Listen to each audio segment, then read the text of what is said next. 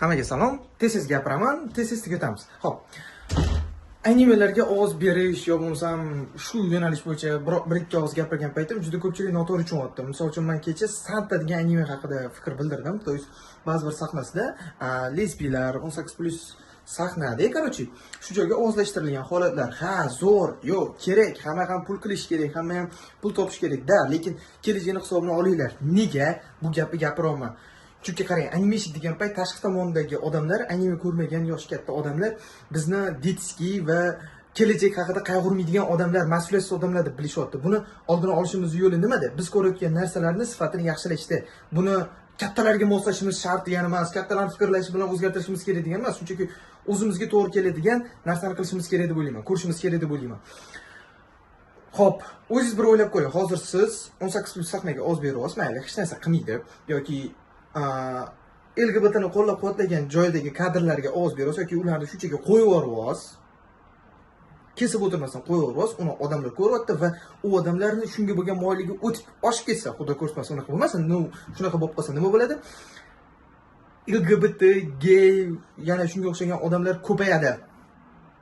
Ko'paygandan keyin ertaga siz 10 yil, 20 yildan keyin farzandlaringiz ularni Instagramini kuzatishi mumkin, YouTube'ini kuzatishi mumkin, yo bo'lmasam bunga moyillik oshgandan keyin bunaqa narsalar ko'paysa, bu odatiy holga aylanib qoladi ertaga sizni bolalaringiz. Misol uchun meni bolalarim katta bo'lgandan keyin o'sha anime yoki nimada ko'raman desa, har qadamda LGBT yoki shunga o'xshagan narsasi bo'lib qoladi. Tipo ko'rishni boshlaydi bizning farzandlarimiz. Biz ko'mayli aql bilan ko'rmasdirmiz, lekin bizning farzandlarimiz buni oddiy narsadek qabul qilishni boshlaydi. Bu juda yomon deb bilaman. Yana bilmadim, sizning fikringiz qanaqa, yaxshimi, yomonmi?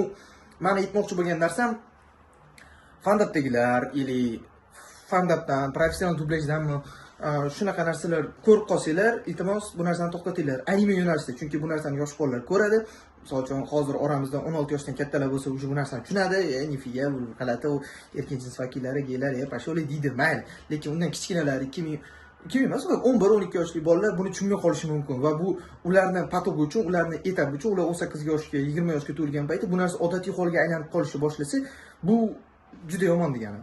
Buni oqibatlari haqida uzun video chiqaman. Prosta hozir tezroq gapirib, tezroq o'zim fikrimni aytmoqchiman. Eshitganinglar uchun rahmat. Buni inobatga olib qo'yasizlar degan umiddaman. Men hech kimga negativ emasman yoki sizlar mana shunaqa ovoz beryapsizlar deb yomonlash niyatim yo'q. Shunchaki buni hisobini olib qo'yinglar deyman. Agar olib qo'ymasanglar, bu narsa to'g'risida qat'iyroq, jahl bilan boshqaroq video qilamiz. Bu kimga yoqadi, kimga yoqmaydi farqi yo'q. Bu mening fikrim. Agar siz kuzatib turgan obunachilarning o'zi ham yo'q bu narsa darsda video qilavermang, LGBT gay mana shunaqa narsalar haqida gapiravermang, bizga boshqa mavzu gapiring desangiz ham men mavzuni ko'tarib chiqaman. Agar bu narsa yaxshilanmasa, anime mavzusida 18+ mana shunaqa narsalar juda ham ko'payishni boshlansa, hentai to'g'risidagi gaplar juda ham ko'payishni boshlansa, men hech kimga qarab o'tirmasam, buni qayta gapiraverman, to bu tugamagunicha. Biz yaxshilashimiz kerak. Bo'ldi. Video juda ham uzun bo'lib ketdi. Gapim ham juda chaynalib ketdi. Agar tushunmagan bo'lsangiz videoni qaytadan ko'ring. Obuna bo'lishingizni so'ramayman bu videoda. Shart emas. Sharoitingiz yomon bo'lsa. Hazil.